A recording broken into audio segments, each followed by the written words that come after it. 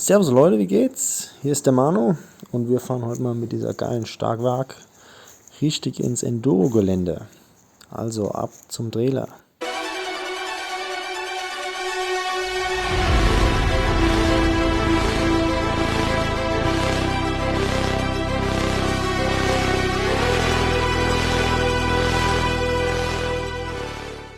Ja, Wahnsinnsaufnahmen waren es. So, ich werde euch heute ein bisschen was über das Moped erzählen. Die Reichweite werde ich euch am Ende des Videos erzählen. Und ansonsten einfach ein bisschen darüber, wie sich das beim Fahren alles so verhält mit dem Elektromotorrad. Gerade Auffahrten, da gibst du Gas und das Ding schießt hoch. Also wirklich Auffahrten, so wie die gerade eben hier. Mit der 300er kämpfst du da oben raus schon. Und da springst du fast oben raus. Hier hatten wir eine leichte Querfahrt, da ist mir das Hinterrad weggerutscht. Also da hat es, denke ich, schon eher einen kleinen Nachteil durch das hohe Eigengewicht einfach. Aber wie man hier wieder sieht bei einem Bergauf,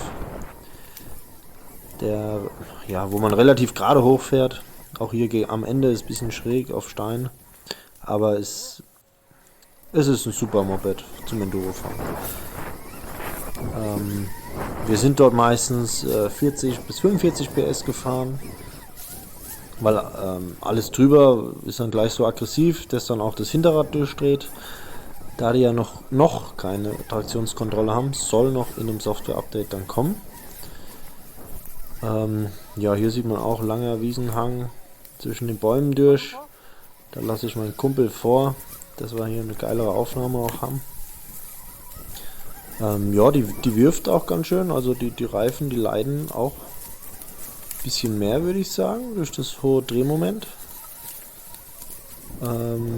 Aber es baut super Traktion auf. Also es ist nicht so, dass es einfach nur hinten durchdreht. Ganz im Gegenteil eigentlich, es lässt sich sehr gut dosieren. Und Vorderrad anlupfen ist auch gar kein Problem. Da gibt es einfach ein bisschen mehr Gas. Und schon bist du oben. Auf so einer Schotterpassage wie hier, da merkt man natürlich, dass das Motocross-Fahrwerk, das ist ja eigentlich ein Motocross, super stabil ist. Also da kann man es richtig fliegen lassen in schnellen Passagen.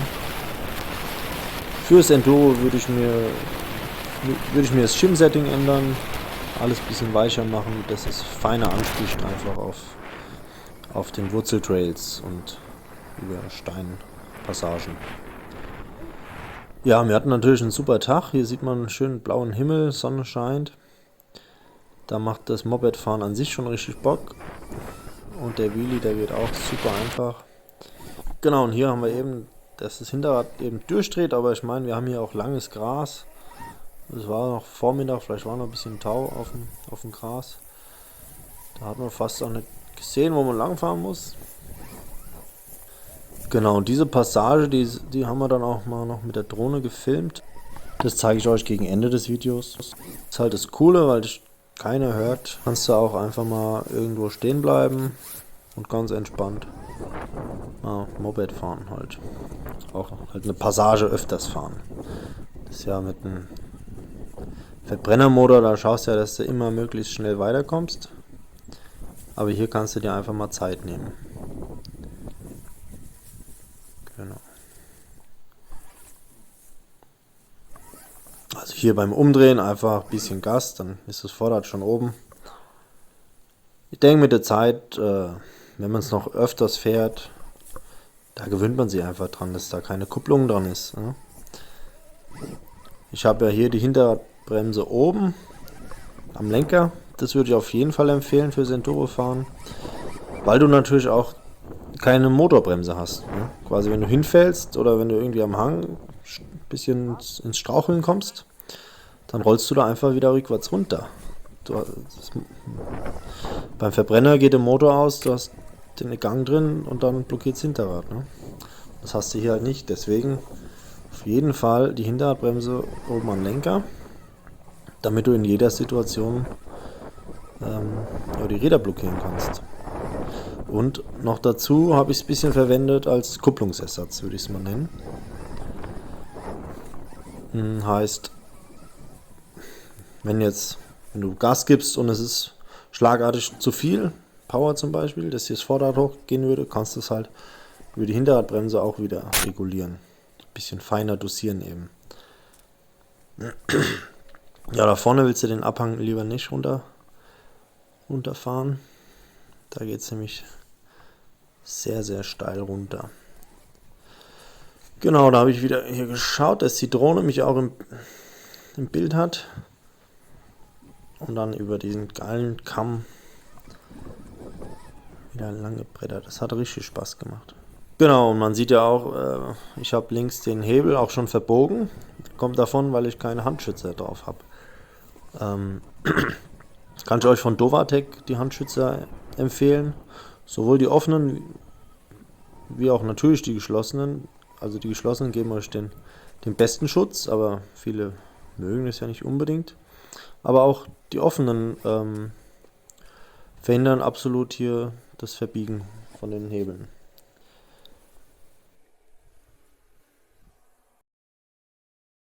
Genau, da sieht man mal die Wand, die es da runtergeht, wo man eben besser nicht runterfallen sollte, ne?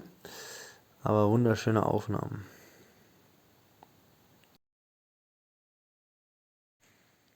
So, und jetzt lasse ich euch hier nochmal mit den geilen Drohnenaufnahmen. Gebe euch ein bisschen Musik drauf und dann genießt einfach mal die Bilder, ja? Und natürlich nicht vergessen, am Ende gibt es noch die ganzen Daten zum Thema Reichweite, Batterieverbrauch.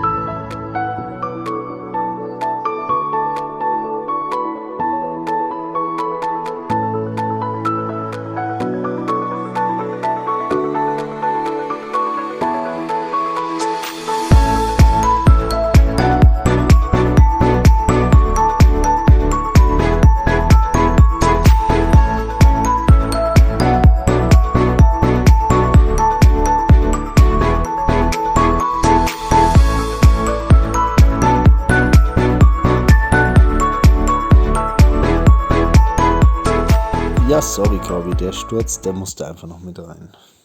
So, also jetzt haben wir hier die Statistik.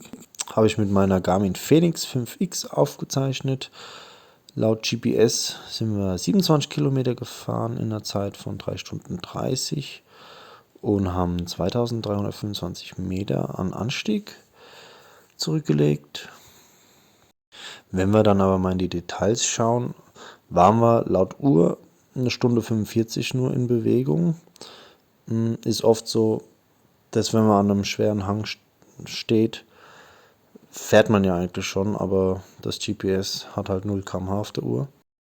Also gefühlt würde ich eher sagen, dass wir fast 2 Stunden 30 eigentlich Fahrzeit hatten und halt knapp 30 Kilometer gefahren sind. Und wir sind mit voller Batterie gestartet und hatten am Ende noch ganze 30% Akku. Haben also 70% Akku gebraucht. Und ich sag mal, das war ein ganz normaler Enduro-Tag, wie du mit einer Zweitakter auch so gefahren wärst. Von dem her absolut ausreichend. Dann bedanke ich mich fürs Zusehen. Ich hoffe, ihr habt einen guten Eindruck bekommen, wie das Motorrad so fährt. Wenn ihr noch irgendwelche Fragen habt, haut es einfach in die Kommentare. Ich probiere alles zu beantworten. Und hoffe, ich kann euch noch mehr Feedback-Videos geben. Ja? Wenn es euch gefallen hat, Daumen hoch, Abo und die Glocke.